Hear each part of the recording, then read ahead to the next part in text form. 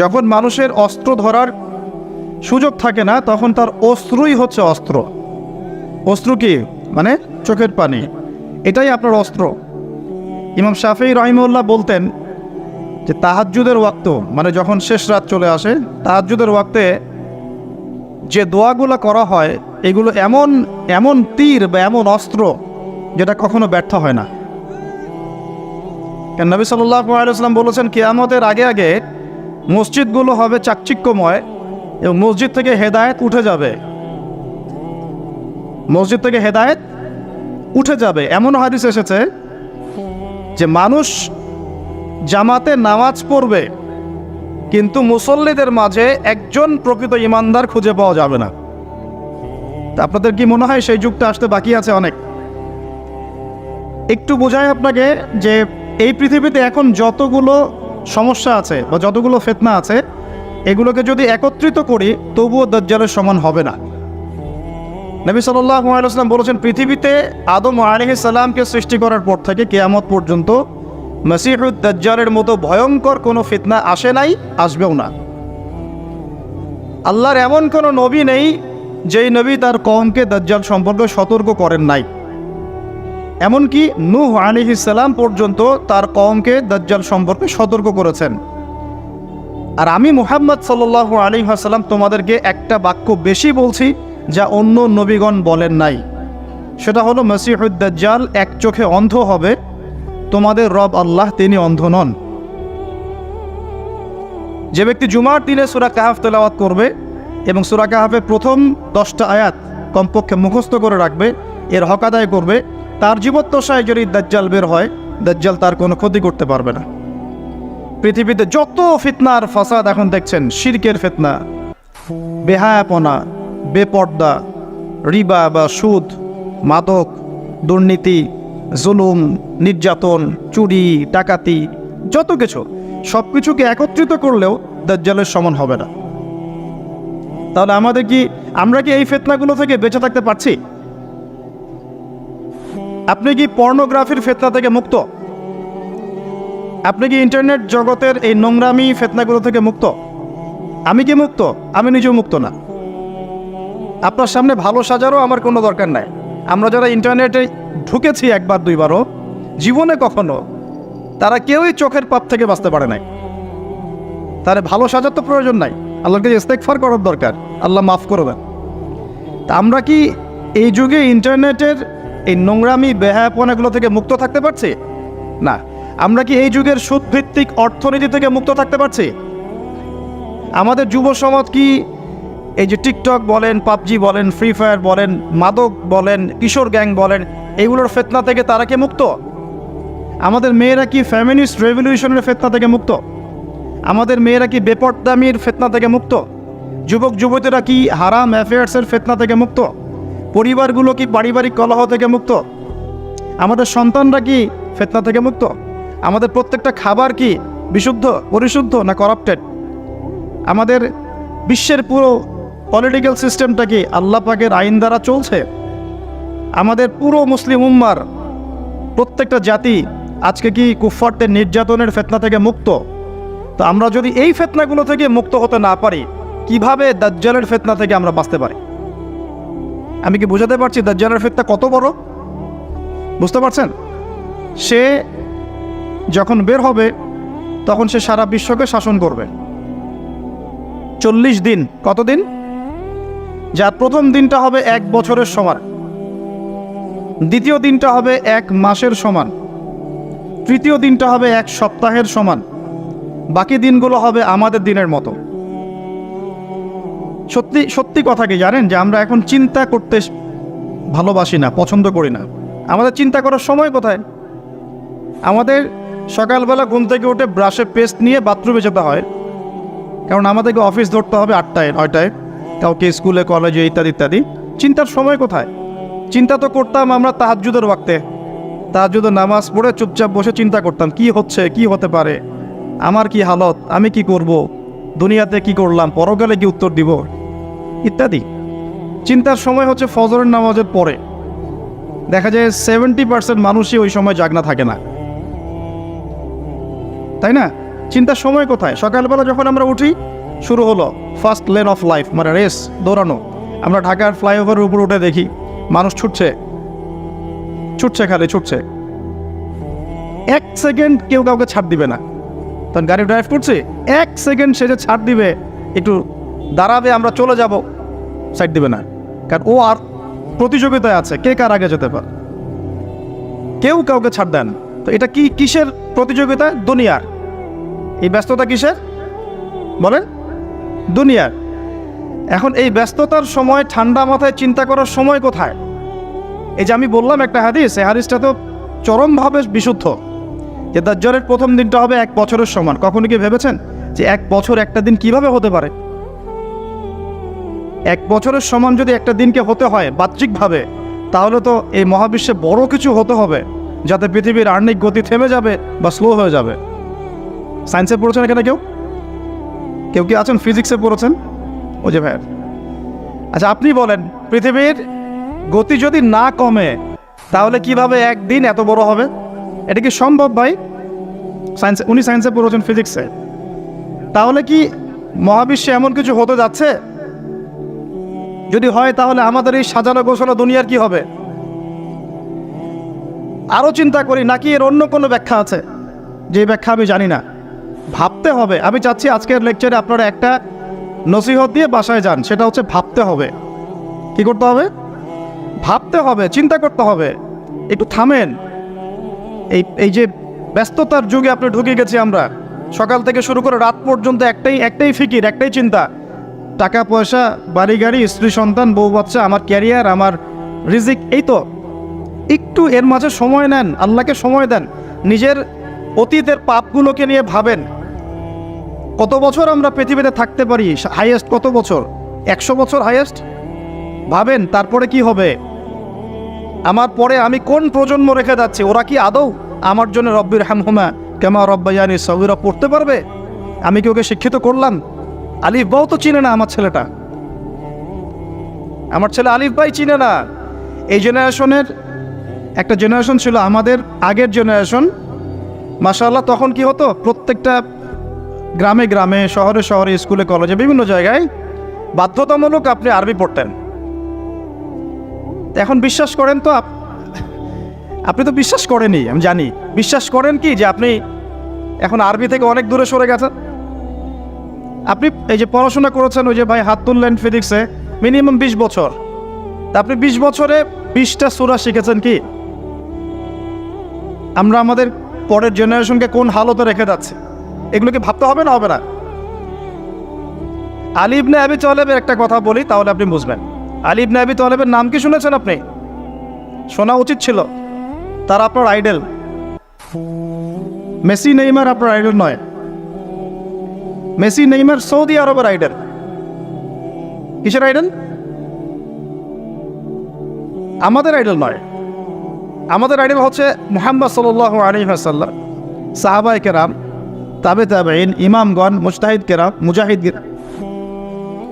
আলী ইবনে আবি তালেব বলতেন যে মানুষ যখন দুনিয়ায় চলাফেরা করে তখন মনে হয় সে ছাড়া দুনিয়াতে আর কিছুই নাই, আর সে এমনভাবে দুনিয়া থেকে চলে যায় মনে হয় সে কখনো দুনিয়ায় ছিলই না। দুটো কথা ভাবেন, ভাবতে হবে। আজকের লেসনটা কি? ভাবতে হবে। তিনি বলছেন মানুষ এমনভাবে দুনিয়ায় চলাফেরা করে মনে হয় সে ছাড়া দুনিয়াতে আর কিচ্ছু নাই। আমাদের চলাফেরা এমন না? দেখেন প্রত্যেকটা অঙ্গনেই, পলিটিক্যাল অঙ্গন, ইকোনমিক অঙ্গন, ধর্মীয় অঙ্গন। পলিটিক্যাল অঙ্গনে একজন নেতার চলাফেরা দেখলে মনে হচ্ছে সে ছাড়া কিছুই নাই দুনিয়াতে। যারা অর্থনৈতিক জীবনে নেতৃত্ব দিচ্ছেন তাদের কাছে মনে হচ্ছে আমরা ছাড়া দুনিয়ার ইকোনমির আর মধ্যে আর কিছুই নাই। আমরা যারা ধর্মতাত্ত্বিকভাবে চলাফেরা করি মনে হয় যে এই হুজুর ছাড়া আর কিছুই নাই দুনিয়া। আমার চেয়ে বড় শাইকার কে আছে? আমার চেয়ে বড় আর আলেম আর মুফাসসির কে আছে?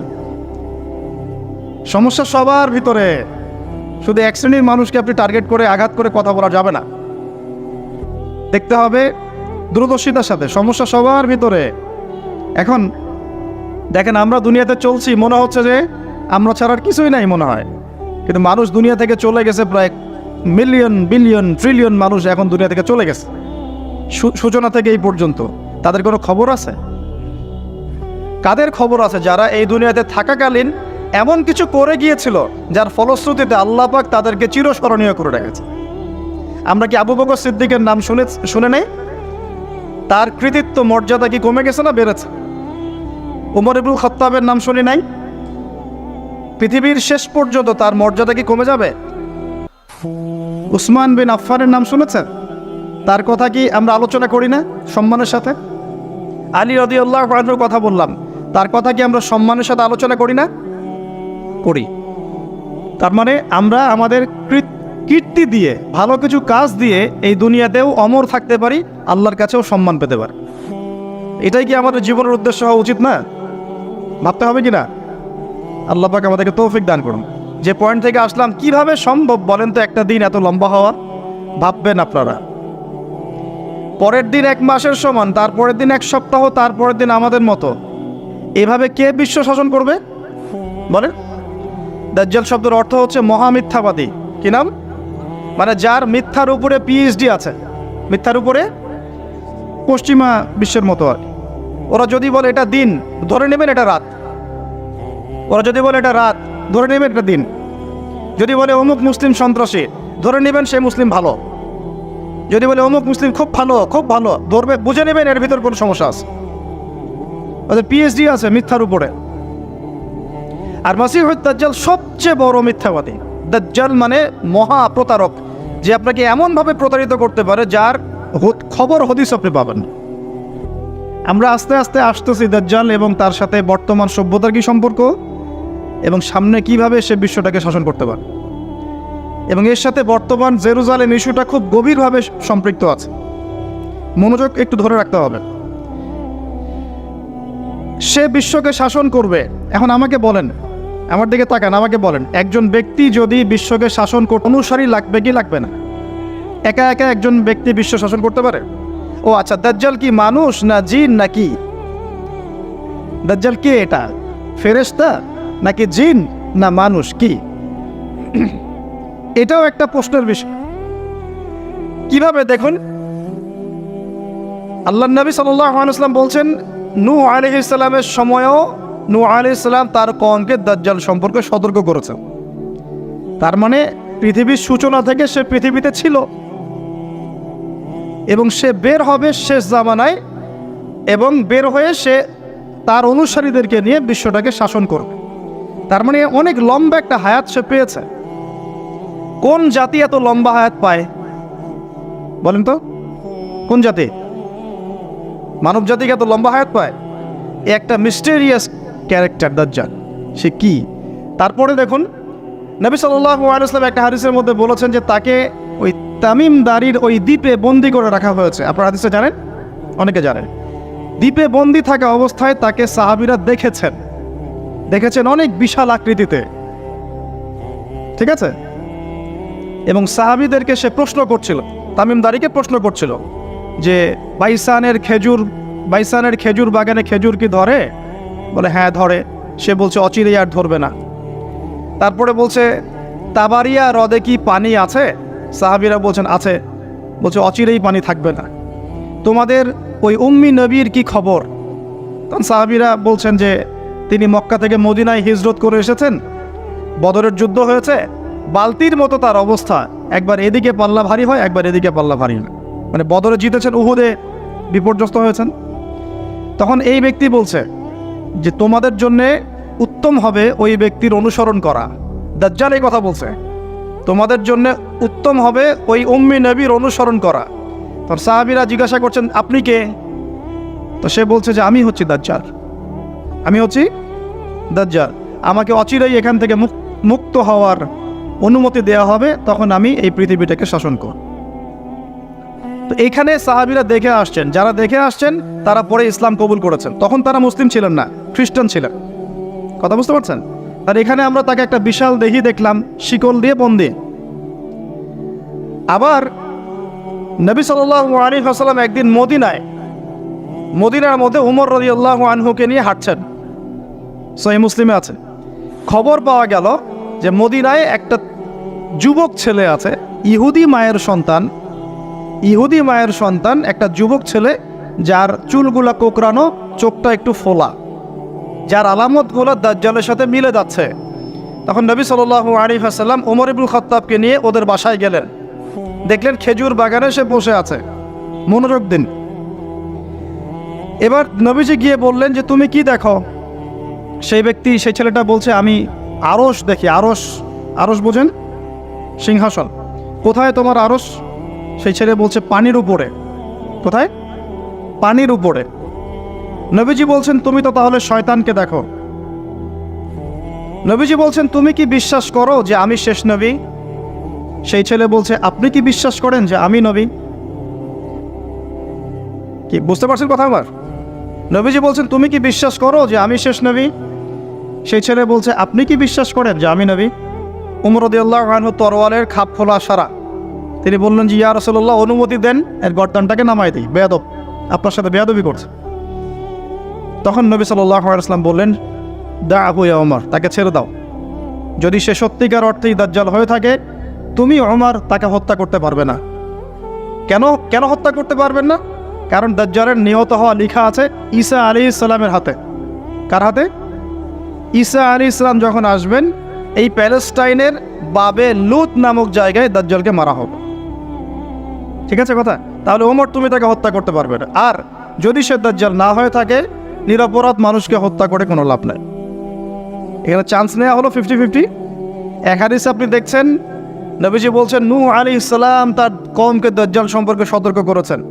এক হাদিসে নবীজি বলছেন সে বের হলে 40 দিন বিশ্ব শাসন করবে। প্রথম দিন 1 বছর, দ্বিতীয় দিন 1 মাস, তৃতীয় দিন 1 সপ্তাহ, বাকি দিন আমাদের মতো। আরেক হাদিসে নবীজি বলছেন তামিম দাঁড়িয়ে দেখে এসেছে তাকে কোথায়? দ্বীপে বন্দি অবস্থায়, সে ছাড়া পাবে অচিরেই। আবার এখানে নবী সাল্লাল্লাহু আলাইহি ওয়াসাল্লাম মদিনাতেই একটা যুবক ছেলেকে দাজ্জাল মনে করে ইনভেস্টিগেট করলেন। আপনার কাছে কি সাবজেক্টটা সহজ মনে হচ্ছে না কঠিন? খুব সহজ কি না কঠিন? চিন্তা করতে হবে কি হবে না? এতই জটিল একটা ক্যারেক্টার। শুধু তাই না, নবীজি আরও বলছেন সে যখন বের হবে 4টা জায়গার কথা পাওয়া যাচ্ছে হাদিসে। 4টা জায়গা কোত্থেকে বের হবে। এখানে কিন্তু নবীজি মদিনাতে তাকে খুঁজলেন, ইনভেস্টিগেট করলেন। আবার আরেকটা হাদিসে নবীজি বলেছেন সে যখন বের হবে শেষ জামানায়, তখন মক্কায় ঢুকতে পারবে না, মদিনায় ঢুকতে পারবে না। আপনারা হাদিসটা জানেন না? আলেমরা তো জানেন। মক্কাতেও ঢুকতে পারবে না, মদিনাতেও ঢুকতে পারবে না। খোলা তরোয়াল নিয়ে ফেরেশতারা দাঁড়িয়ে থাকবেন। আবার সেই নবী মুহাম্মদ সাল্লাল্লাহু আলাইহি ওয়াসাল্লাম মদিনাতে এই ছেলেটাকে দাজ্জাল ভাবছেন, ইনভেস্টিগেট করছেন। তার মানে তারা সতর্ক ছিলেন। এই ছেলের নাম ছিল ইবনে সাইয়্যেদ। কি নাম? ইবনে সাইয়্যেদ, নাম মনে রাখবেন। এও একটা বিস্ময়কর ক্যারেক্টার। আবার সেই নবী সাল্লাল্লাহু আলাইহি ওয়াসাল্লাম বলেছেন শেষ জামানাতে দাজ্জাল বের হবে খোরাসান থেকে। কোন জায়গা? খোরাসান বলতে কোন জায়গা?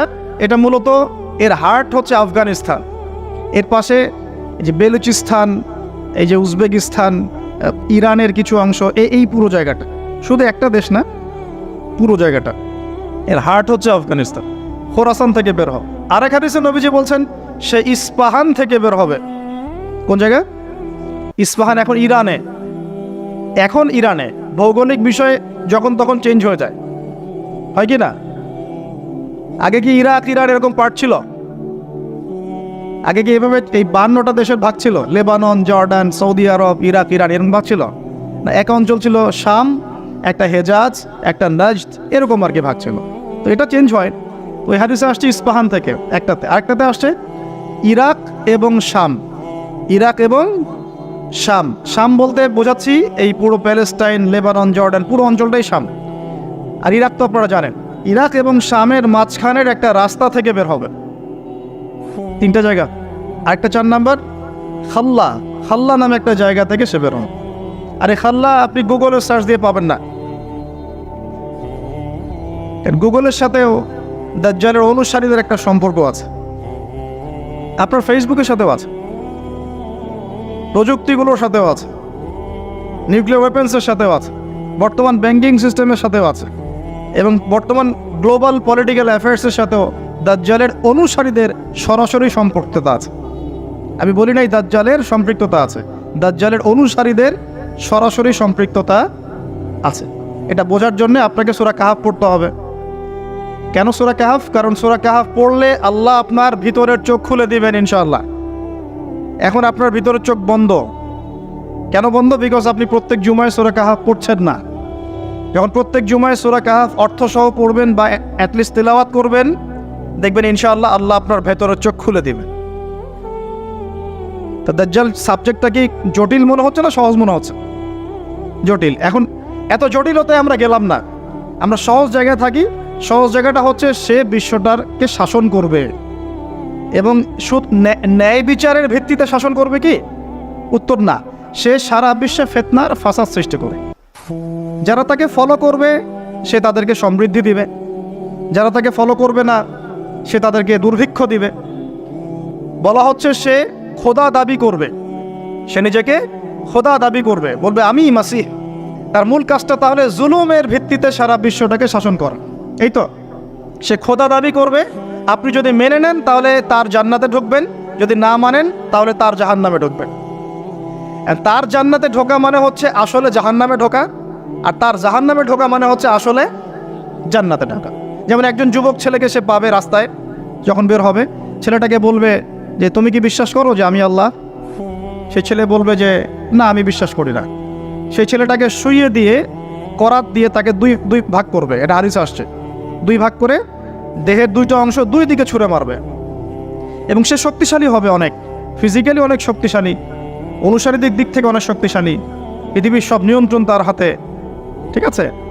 তার কাছে প্রযুক্তি, তার কাছে অনেক কিছু, অনেক কিছু। মানে সবচেয়ে বড় ফিতনা, মানে সবচেয়ে বেশি শক্তিশালী, সবচেয়ে বড় মানে পাওয়ার, মিলিটারি পাওয়ার, সবচেয়ে বড় ইকোনমিক পাওয়ার, সবচেয়ে বড় মিলিটারি অ্যাফেয়ার্স যা যা আছে সব। তো এর জন্য একটা যুবক ছেলেকে কেটে দুই পিস করে ফেলা কি এমন বিষয়? এখনই তো কত কি করা হচ্ছে, তাই না? আরে ভাই হচ্ছে তো, আমরা জানি তো। এই যে আমাদের প্যালেস্টাইনের একটা বাবাকে দেখলাম যে ছেলের শুধু হাত আর পা নিয়ে কান্নাকাটি করছে, মাথা নাই, বডি খুঁজে পাওয়া যাচ্ছে না। তো এখনই তো অনেক কিছু করছে ওর অনুসারীরা। তো সে যখন বেরোবে একটা যুবককে দুই পিস করে ফেলা কোনো বিষয়? একদিক এইদিকে ছুঁড়ে মারবে আর একদিক ওইদিকে, এরপরে আবার জীবিত করবে তাকে, আবার জীবিত করবে। মানে তাকে আল্লাহ পাক এরকম কিছু ক্ষমতা দিবেন মানুষকে পরীক্ষা করার জন্যে। জীবিত করার পরে বলবে আমি তোমাকে মৃত্যু দেওয়ার পর জীবিত দিলাম, এখন কি জীবন দিলাম, এখন কি তুমি বিশ্বাস করো যে আমি আল্লাহ? এই ছেলে এবার বলবে যে এখন আমার পুরো ইয়াকিন হয়ে গেছে যে তুই দাজ্জাল, কারণ আমি হাদিসটা জানতাম যে এক ছেলেকে সে এভাবে কেটে টুকরা টুকরা করে আবার জীবিত করে বলবে যে আমি আল্লাহ, তুই কি বিশ্বাস করিস? তবে আমি জানতাম না যে সেই যুবক ছেলে আমি। তো বলা হচ্ছে এই যুবক ছেলে অনেক বড় শাহাদাতের মর্যাদা পাবে ইনশাআল্লাহ।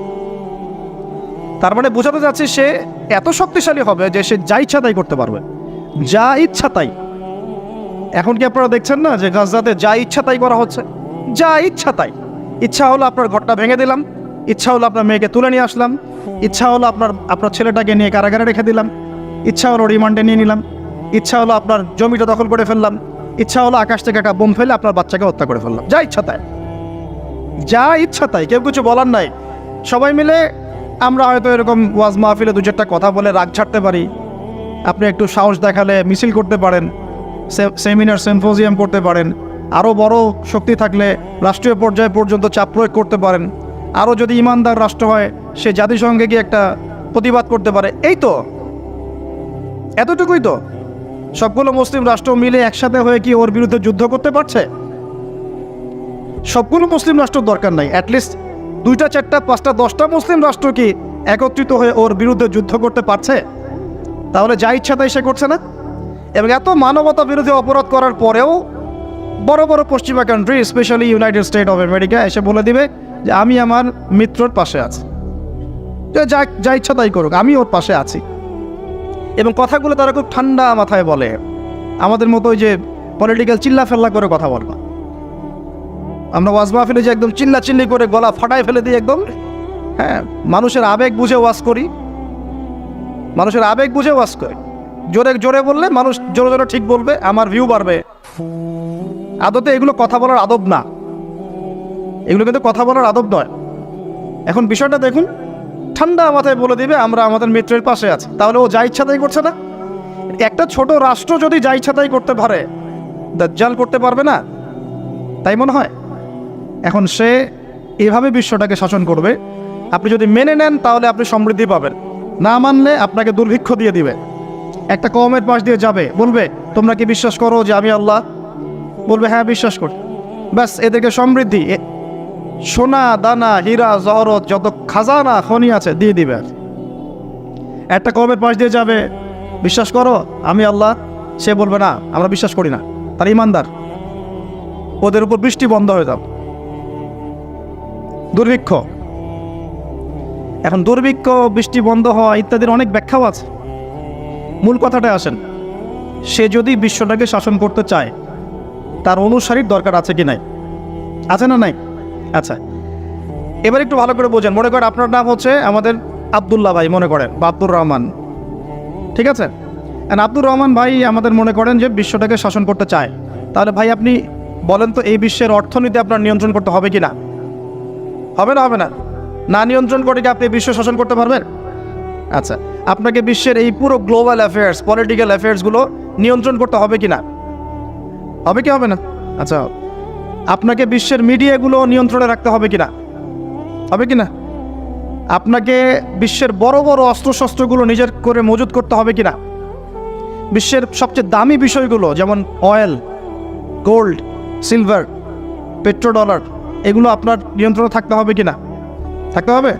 আচ্ছা, বিশ্বের অর্থনীতি থেকে শুরু করে, রাজনীতি থেকে শুরু করে, সমরনীতি থেকে শুরু করে, মিডিয়া, প্রযুক্তি এগুলো আপনার নখদর্পণে থাকতে হবে কি না?